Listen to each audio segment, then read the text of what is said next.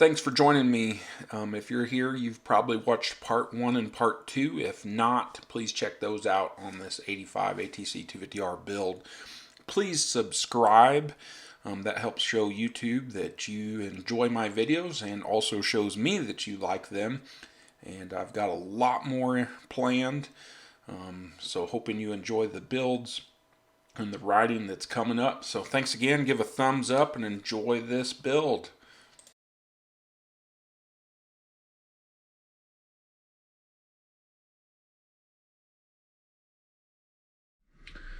Alright, so this is not my favorite thing to do, but the bearings were shot on top and bottom on the steering stem. I don't have a puller that fits underneath there, so I'm just going to press this out. I've never pressed a 250R three-wheeler one out, but I've done some motorcycle ones whenever I've done dirt bike to three-wheeler conversions. So I'm assuming this one will be the same. You can make sure you have good support, because if you put these out here, then you're going to flex it. So try to have it as close as you can to the center line. See there, it's trying to flex down a little bit. When it's never been out. Yeah, ooh, it's scary. Let's see here.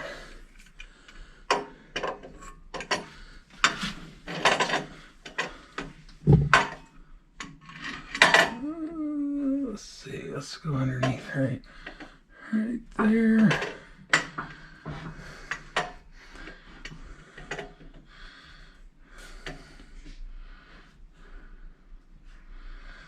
These are always a little bit nerve-wracking. So now I've got them underneath, like they're not on much, but I mean they're as close as they can get to where that's going to slide out, which will help me on putting the new ones in. This is a 50-ton shop press that I have from Harbor Freights, made by Central Hydraulics. It's been an excellent tool. I've used it. It's been at several different houses I've lived at, and I've used it on multiple. There it goes. It has different settings here. I'm on the slow setting right now. I was going on the fast setting. Once it makes that initial pop though, like now the pressure is not too bad at all, I'm going to go to the faster setting.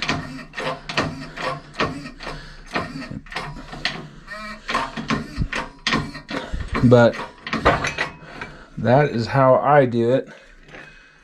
So I had it was resting right there and there. So it wouldn't, because I earlier had it right there and there, still thought, but it was still flexing more than I wanted. So I put it right there. Pull this out. I'll be able to get that old bearing off. And I'll start with putting this back in. I'll have to press it back in. I'll put my new bearings on the bottom, and then I'll be greasing it in the upper and start with some nice fresh bearings on this rebuild. That's about perfect. So I don't know, we'll just try a little bit and see what happens. I've already tapped on it, so I think it's going to go pretty easy.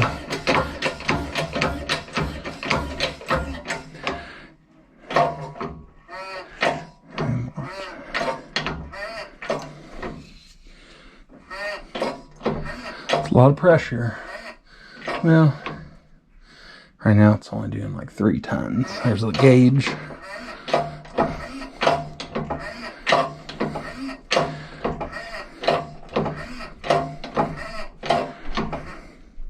That's it. I'm bottomed out there. Flexes a little, but I've had every one I've done has done that, so.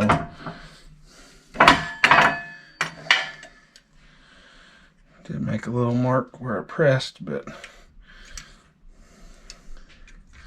it'll be all right. Now another trick is, which I didn't do yet, and it'll go regardless, I need to clean this spray paint off, is I should have put the bearing in the freezer for a day or so, because it's a press fit or a tight fit on as well. Now I'll be able to get it on, but if it's, you know, frozen, it's kind of contracted a little, and the tolerances are a little bit better for putting the new bearing on, is using the frozen bearing as it slides over. But this will work. So again, here's the press, here's the pins that hold in different settings, and again, I'm so limited on room, I've got stuff everywhere. But once the weather gets better and I finish my storage shed, I will store all my stuff that's non-essential from the garage in the storage shed, and then have just tools and one bike at a time in here working on. Bike, trike, quad. Alright, just getting my gloves on to use some heavy-duty brush cleaner that I had, which actually worked really well to get the paint overspray off of the triple clamps.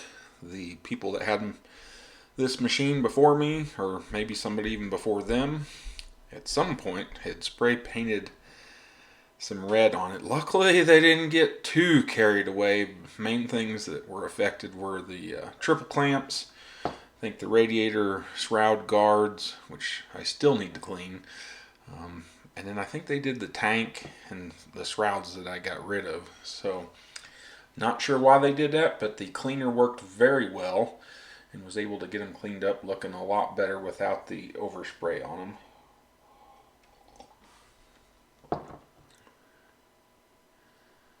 I'd considered going with like a BVC Racing inverted clamp kit with some newer CRF forks and then shortening them, but I decided for now I'm going, you know, to give this stock style front end a shot with the upgrades that I'm doing to the forks, and we'll see how it works out.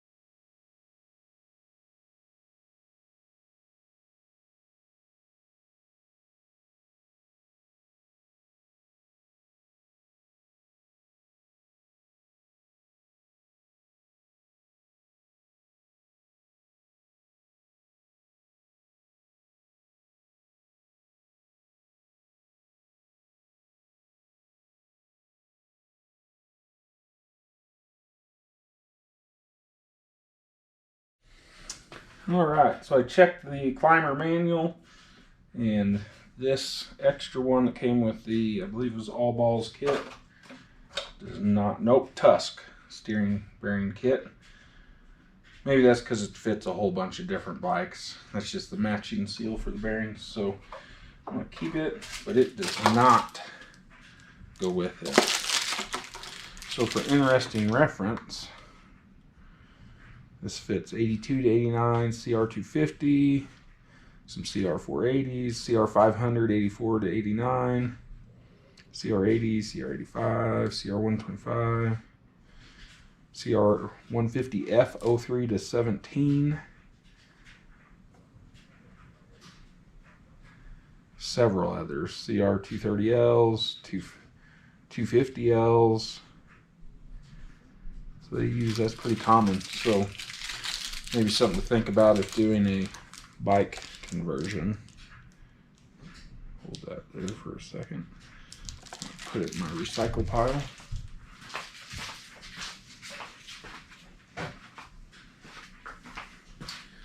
So one thing when I put this together with the upper is I'm not going to, I've already set the lower. I'm not gonna crank it down yet because I want to wait till I have the fork tubes in it. That way I know they're squared up. Again, this is kind of offsetting the weight.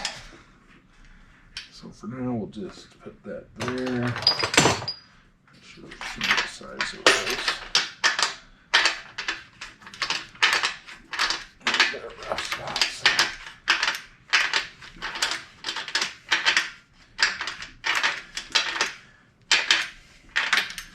Although I guess I could slide a fork tube up through it and then set it before I rebuild them.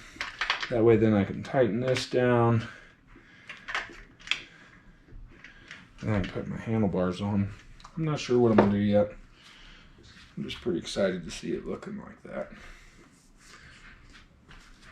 I'm going to have to get a strap and strap this in. Or I might set the engine in and then that'll keep it kind of solid on here. So here's the grab bar. I don't know if it's for a quad. It was supposed to be for a trike, but it's going to work. But it definitely is going to need like a 1/2 inch spacer between the frame and the grab bar itself on the back mounts. I think the fronts will squeeze together here, but here's what I'm talking about. So there'll be that and that. So the fronts will squeeze, but there's definitely going to be a spacer on the back. That's okay. I kind of assumed that was going to be the case. And I'll take it. So back to putting the grab bar on. Pretty simple, just used a 1/2 inch nut as a spacer on both sides. Not as pretty as maybe a little aluminum chunk as an official spacer, but again, doesn't have to be perfect. Just needs to take up the gap instead of trying to squeeze the grab bar all the way in. That would cause some additional damage. I do like the wide handle grab bar. Makes picking up the machine a lot easier, in my opinion, than having just without the sides and having just the center section. So it's pretty nice.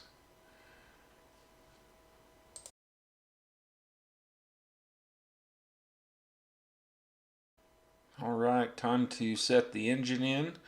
So getting it in place takes a little more effort with having to line it up to the rear engine tab mounts that I made.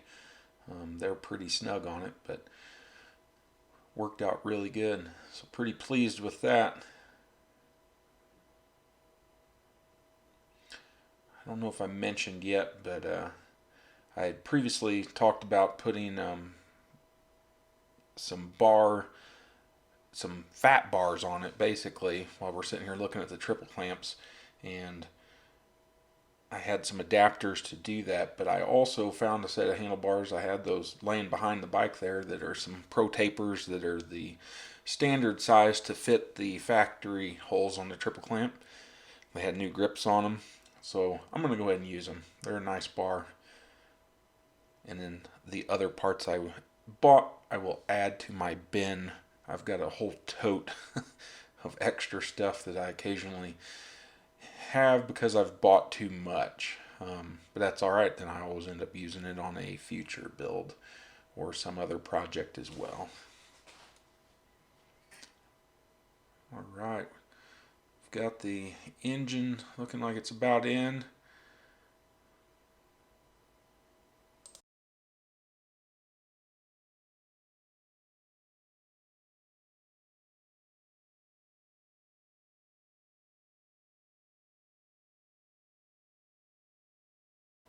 Alright, here before I rebuild the forks, I just slid them up in to make sure I had both the lower and upper triple clamps in the correct spots they needed to be, so I could go ahead and tighten the top nut there before I put the handlebars on. And then next here pretty soon I'm getting ready to rebuild these front forks.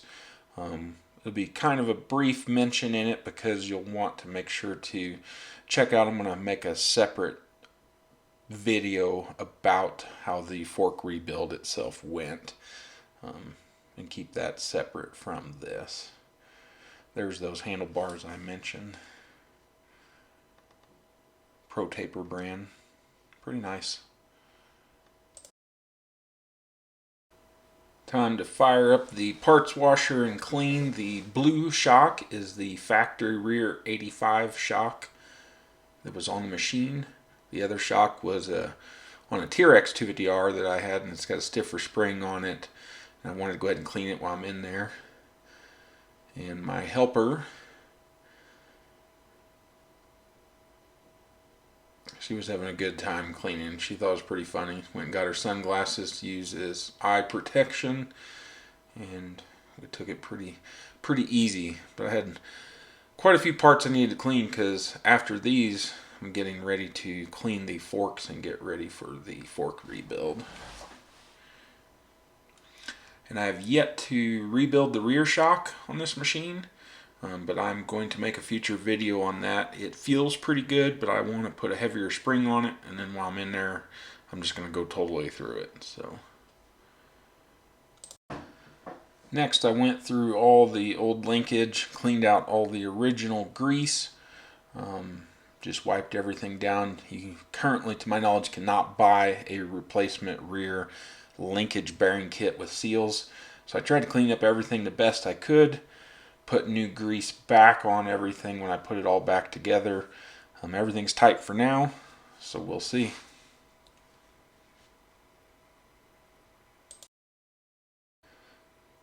Went ahead and started putting the swing arm on, putting the linkage back on to put the shock back on the machine. I will admit here that I first started to use the linkage off of a newer, I believe 8889 quad that I had already had cleaned up, but using that 85 rear shock I quickly learned and had been reminded that the lower shock bolt is smaller on the older years. I don't know what the cutoff is at this point. I would guess 88 and newer quads, but I'm not for sure. But anyway, it didn't fit, so I had to, that was why I cleaned up that older linkage and then put it all back on the machine to be able to use it. No issues though with the newer swing arm. Now I'm going to go ahead and use my trusty Harbor Freight tire changing tool.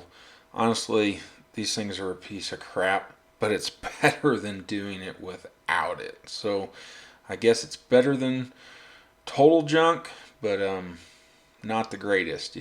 That's my second or third one because the metals, it seems like the first one, I had 15-20 years ago, lasted a long time. It was thicker metal, and then it got finally torn up, and then the new ones, they're probably half as thin on the metal. So I've reinforced them, welded them up, etc. But it does still work, gets the job done. You just have to be careful because I have torn up stuff. So here, getting that flat track tire off so I can get my new 21-inch front tire, the Razr tire, mounted. So whenever I'm using the MX front end setup, that's the front wheel and tire setup I'm going to run.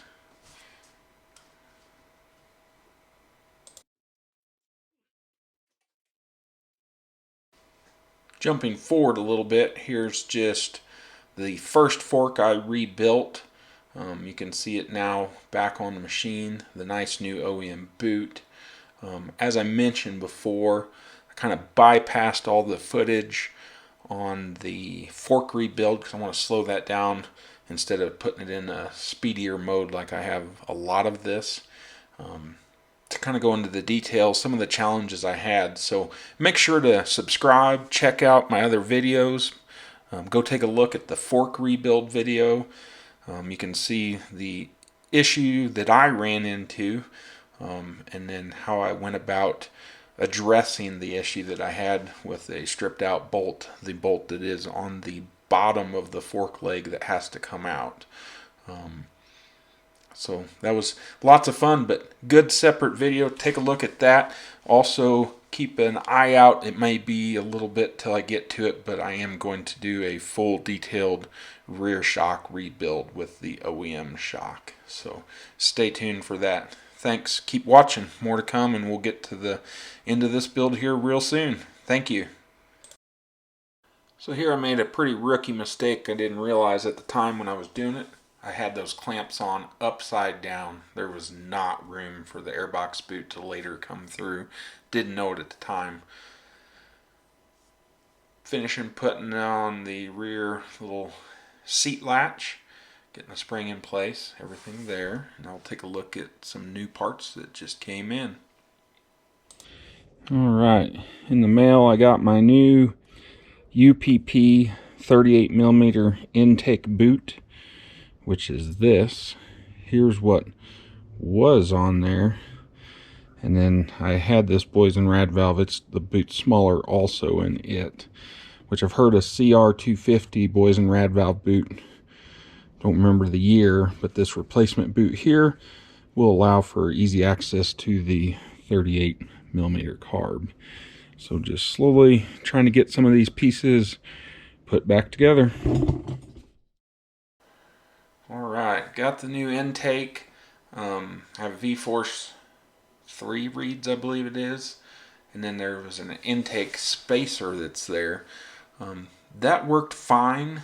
I later, because now I'm done with the build, have figured out, well, a few things. That worked very well with the 38mm carb that I did and am about to put on here. But I later switched to a Lectron carb that I had also, and I could not run that intake spacer. It was bringing the carb way too far back. The top of it was hitting against the frame there, and it just wasn't fitting very well. So I had to remove that spacer, and now it's working out really well. The 38 carb also worked really well, but I hadn't fine-tuned it yet as far as jetting goes. I mean, it seemed really good, but I've only been able to ride it around my neighborhood. The thing that was bothering me, and I just didn't feel like taking it off and going through it, since I had the Lectron I wanted to put on, was the bottom. The float was sticking, or something was going on. It was dripping even with the gas off, at least till that bowl emptied out. So I wanted to fix that issue and use my other carb. I also, with that, the larger carb, this and my other one, they're a little more of a challenge to get the rear bell onto the factory airbox boot, because they're a lot larger than what these Trikes had. So definitely a little bit of a challenge to do it. So taking it on and off is not appealing. So this next step is not always wife, girlfriend approved. So cleaning your ATV parts in the half bathroom sink, you just need to make sure you go and do it when they don't know that's what you're doing in there. Kind of funny, I thought, but figured I would just get started and do it, because last time I wanted to boil an intake boot in a pot and pan set up on the stove to kind of loosen it up to put carb on, was not allowed. So, but that's, since then I've bought a heat gun, which honestly works just as good or better than doing that. But that was a trick someone told me. I also ended up wasting time cleaning this stock airbox, because I had another one that I ended up deciding to use for now that's really nice, that hasn't crinkled on the where it needs an airbox reinforcing ring. This one will work, but I need to get a reinforcement ring to kind of make the hole where the boot goes back on round again so it doesn't have a leak. This one had some overspray on it too that I didn't get cleaned off, but it's in my extra pile of good parts now though, so I just thought it'd be funny to share, kind of trying to clean up the mess, make sure there was no trace of what had happened. Alright, it's time to slide the other fork we just rebuilt up into the triple clamps. Sometimes you have to twist these a little bit as you go. And I'm setting the height of that ring there at the top. There it is. And then I will just lightly snug them. I need to still tighten the upper before I forget.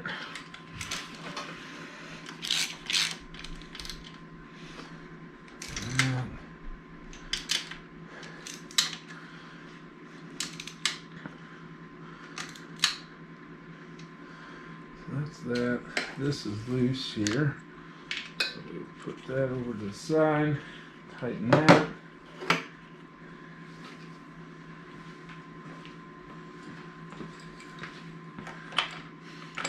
Not a lot, just a little. Alright.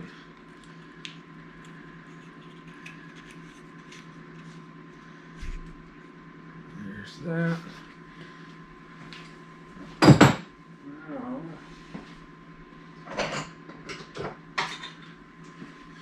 Now I can start to set the handlebar height, which is still a little difficult because I like to do that sitting on the machine, but at least kind of tighten it down for right now.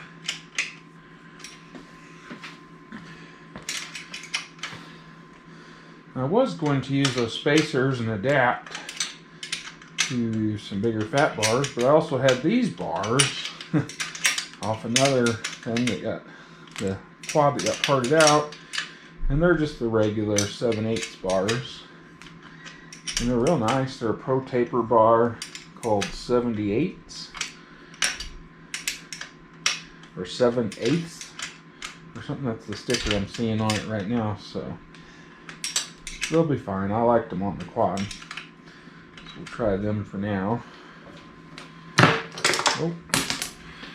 Next up, we'll be setting that boot height. This actually goes like that. I can put my front tire we put on, put that on, and actually drop this thing on the ground in a minute. Kind of feel everything. Alright, about to put the front wheel and tire back on the Trike. Make sure you clean off any rust off your front axle bolt. Put some grease on it. Just makes for a good install. And then if it's several years before you ever have to pull it again, in my case it's not, because I'm always messing with stuff and I've already now got on my trail tires on the front. But if it stays on there a long time and you do a lot of maybe mud riding, water riding, having that extra grease in there from just putting some grease on it will make it a lot easier to come apart at a later time.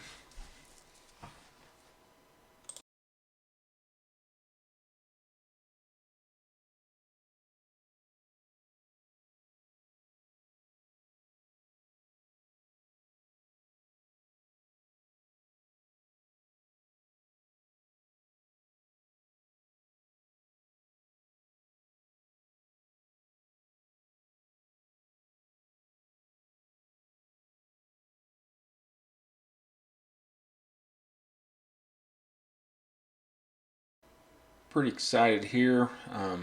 Putting on a new steel braided front brake line. that I bought for the build. And actually the front brakes on this one, out of any that I've owned, they feel excellent. So I think that brake line itself helped a lot, just to have something new that didn't, it's not worn out like the older ones they get. I think they can't hold the pressure quite the same as maybe this new line. So got it installed. Pretty simple job. The master cylinder that was on this trike was shot. Also, the little glass window that you could see through was shattered and gone.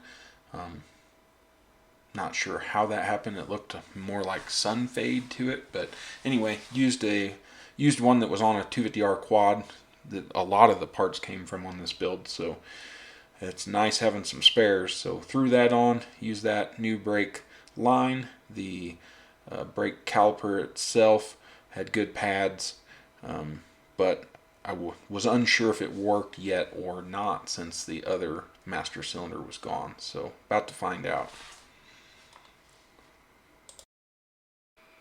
So I was unsure if the brake caliper itself was any good still. I have later since found out, like I said, the brakes work really well. So here's a little trick I'm doing for any buddy that maybe hasn't done a bunch of brake work. Now that if you upgrade to that steel braided line, you're obviously going to have to bleed the brakes again. So little trick: open up the bleeder valve, and then you can see there I've got my paper towel collecting there. Actually, you can see it kind of dripping there on it. Just make sure you keep the master cylinder full, and then just let it gravity bleed. Don't let your master cylinder get too low, because then you'll start sucking air in again. But you keep letting it gravity bleed, and then you tighten the lower bleeder valve before you start pumping, like I've been doing there. Once you've done that, then you can start pumping, which is what I've done. You will already most likely be able to feel some on the brakes, because you've already got fluid all the way through the lines. And then usually it only takes a couple rounds of pumping, holding the brake down while you break the bleeder valve loose to let out any air. And it just goes a lot quicker than not doing that, in my opinion. Then you've got to do it a whole lot more time, a bunch more basically, as far as breaking it loose and then tightening it back up, if you don't gravity bleed it first. I've been doing this for a while and works pretty well. I've done front and rear brakes this way, and it always, knock on wood, seems to work very well to make it go faster. So little tip there on that. If you have any questions, feel free to reach out in the comments, and we can talk about it more as well. Just trying to wipe off and clean up any excess mess there before putting the cap back on.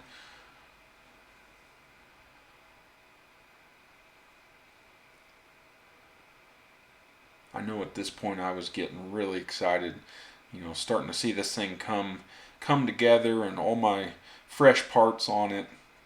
Everything is looking good. Getting very, very excited about it.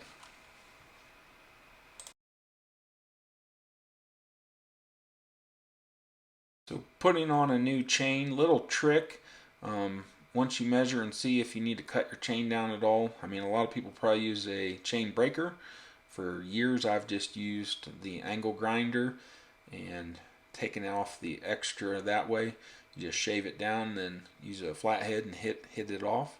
So it works out good for me. Alright, putting the chain on. A few tips if you haven't done this as well. The C-clamp, a little nut, work very well for compressing when you're putting, kind of squeezing those O-rings together. If you're using an O-ring chain, you put the little nut on, so that'll help you squeeze and it can push through instead of just being a solid connection. You've got to do that. So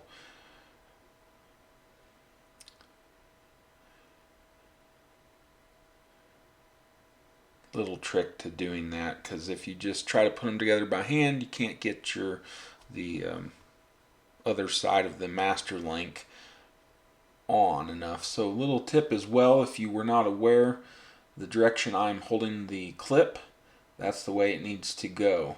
You want the U shape going towards the engine as you know the chain's pulling it. I guess it per se probably works the other direction, but I was taught to always do it the way I was showing you there, to help, I guess, keep it from maybe for some reason catching something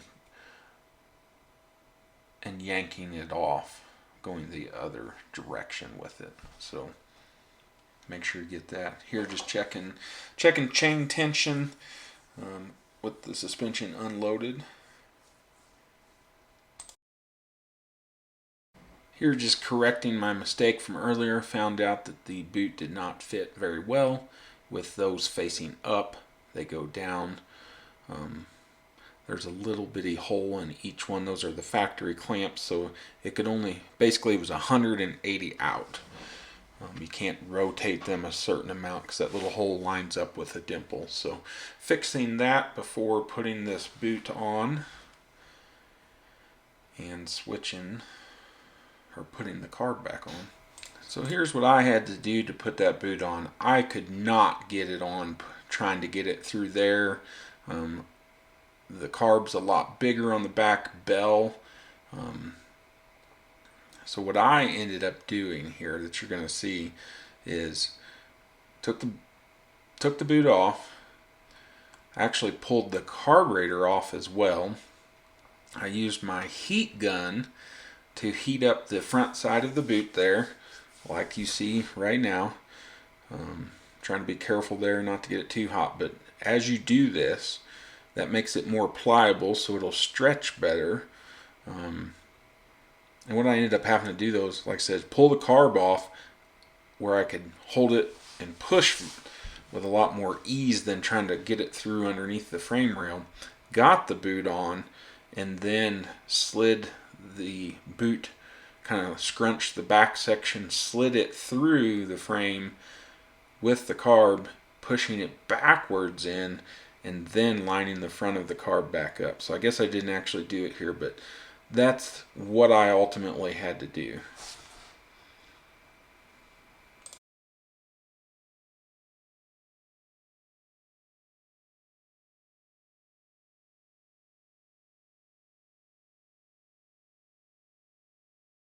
So one challenge I had was the TM chain slider on the Swingarm for a quad setup, and then that new TM roller on the bottom with the swing arm all the way down. There was not clearance for the chain to really get through there. It was too tight, so I had to use my little zipper tool there, I'm not sure the exact name of it, and open up the gap there and cut out some of the extra.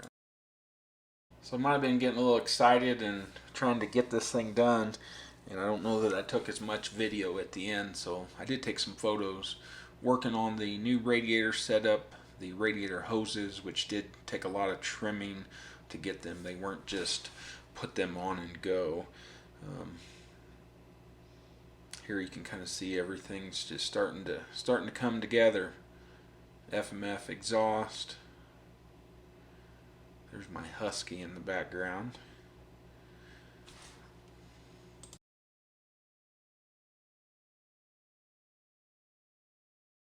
So you saw my new FMF pipe, but also have an FMF silencer with a spark arrestor, but it's for a quad, and the angle of the bend there that you see the silencer sitting at is not enough. It needs the angle to be tighter yet, otherwise it just does not fit the trike. So what I did here is, it's hard to see, but where the silencer slides over the pipe, I have a socket in there, so when I clamped it, it's not going to crush it or anything. Then I used my torch and very carefully heated the pipe itself up so I would be able to create a little more bend to it without kinking anything. And this actually ended up working really well. So I just got it all heated up, and then you're about to see, I'm going to grab it from the top side there and just create a little more angle. And this is actually the second time. I had already angled it some more, double checked it, took it off, tried to put it on the machine, and it still wasn't enough. So there you can see kind of the angle has been increased. This worked out excellent so far. So I mean, it looks like it was supposed to be on the machine, and it's working very well.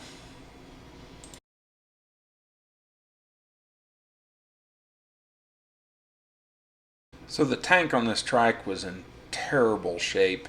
I did take some videos working on it. I still need to sand and polish it more, so I think I'm going to make a separate video for that when I pull it back off. It looks a ton better than it did when I bought the machine, but to make it look really good, you have to have Armor All on it, and I think there's a way that I can definitely do some more steps, sanding and then also buffing it to get it ideal. So I'm going to go ahead and do a separate video on that as well. So stay tuned for that. Thank you.